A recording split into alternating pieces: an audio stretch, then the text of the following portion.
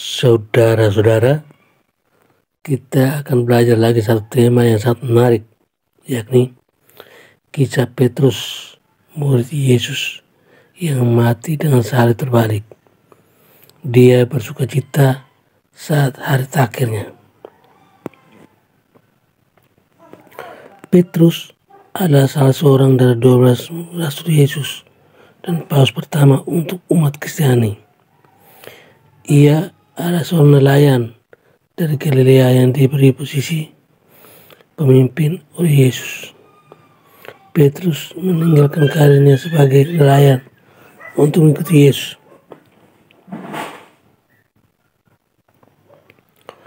Para nelayan dari abad pertama adalah laki-laki yang sangat jantan. Mereka pada waktu itu adalah orang yang kasar, berantakan, keji, berpakaian lusuh, dan sering menggunakan bahasa vulgar. Mereka penuh semangat, memiliki emosi yang meledak-ledak. Mungkin karena inilah Yakobus dan saudaranya Yohanes disebut anak-anak petir. Kehidupan mereka adalah kehidupan yang kasar karena menangkap ikan merupakan pekerjaan yang sangat untuk kekuatan fisik. Mereka pasti agak takut juga karena badai yang sengit dan hebat datang dengan cepat di Danau Galilea. Badai yang sering mengejutkan para nelayan dan bisa dengan mudah membalikkan kapal yang mereka gunakan setinggi 20 sampai 30 kaki.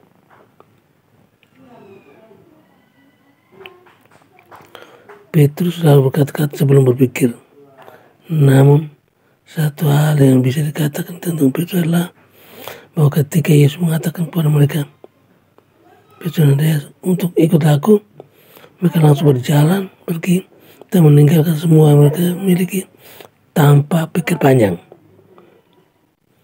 Mempertimbangkan fakta ini berarti mereka meninggalkan segala sesuatu yang mereka, yaitu semua kapal nelayan mereka, jaring ikan mereka, dan semua perlengkapan perdagangan mereka.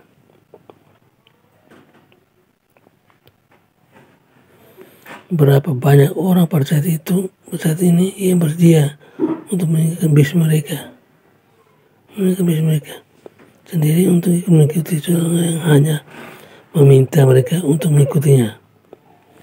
Petrus merupakan salah satu murid pertama yang dipanggil oleh Yesus, dan dia sering menjadi juru bicara mereka, baik untuk hal yang baik maupun yang buruk.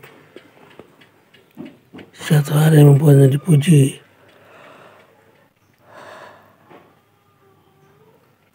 adalah pemahaman khususnya mengenai identitas Yesus. Petrus adalah orang pertama yang menyebut Yesus anak Allah yang hidup, Mesias. Ketika Yesus memanggilnya, Petrus tahu bahwa dia adalah anak Allah dan merasa layak untuk berada di hadapan Yesus. Meski begitu, Yesus tidak ragu-ragu dan mengatakan kepada Petrus dan Andreas bahwa dia akan menjadikan mereka penjala manusia.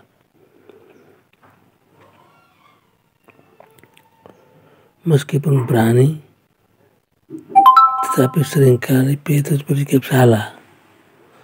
Dalam satu peristiwa dia bahkan menegur Tuhan dan mengatakan bahwa dia bersedia untuk mati untuk Yesus. Meskipun pada penangkapan pengadilan Yesus, dia menyangkalinya sebanyak 3 kali.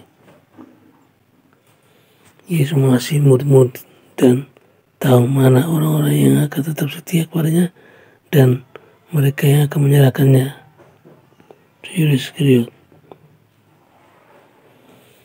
Petrus adalah seorang saksi mata atas banyak mujizat yang Yesus lakukan dan juga menyaksikan kemuliaan Allah bersama-sama dengan Yohanes dan Yakobus saat transfigurasi. Itu adalah saat kemanusiaan Yesus dibukakan untuk menyatakan kemuliaan ketuhanannya. akhir Petrus mulia. Pada hari-hari menjelang kematian Petrus, hampir semua rasul telah menjadi martir. Apakah Yesus pernah memprediksi kematian Petrus melalui penyaliban ketika dia mengatakan bahwa aku mengatakan sungguhnya kepadamu saat kamu muda, kamu sendiri yang mengangkat pinggangmu dan berjalan manapun kamu mau. Tetapi saat kamu menjadi tua, kamu akan merentangkan tanganmu dan orang lain akan mengikat pinggangmu dan membawamu ke tempat yang tidak kamu ingini. Sejarawan gereja Tertullian, Origen, dan Eusebius mengatakan bahwa tangan Petrus direntangkan dan dengan mengenakan pakaian penjara dia dibawa ke tempat yang tidak ada satu orang pun ingin ke sana. Kemudian dia disalibkan. Dia dikatakan disalibkan terbalik karena dia merasa tidak layak untuk disalib dengan cara seperti yang dilakukan Tuhan Yesus Kristus. Dia bersuka cita pada hari kematiannya, mengetahui bahwa dia akan bertemu kembali dengan juru selamat yang dia kasih. Itu adalah masa hidupnya sepanjang 65 tahun. Sedangkan 40 tahun terakhir ditujukan untuk memberitakan Injil Yesus Kristus. Dalam perjanjian lama, angka 40 selalu menjadi angka pengujian dan selama itulah Petrus diuji. Petrus lulus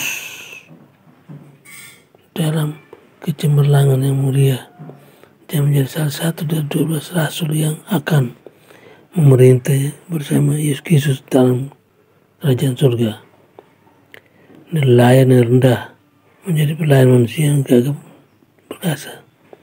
Seorang yang berubah dan untuk dunia selamanya dan masih terus memberitakan Injil Yesus Kristus melalui Injilnya, kitab Kisah Para Rasul, dan melalui surat-surat 1 dan 2 Petrus.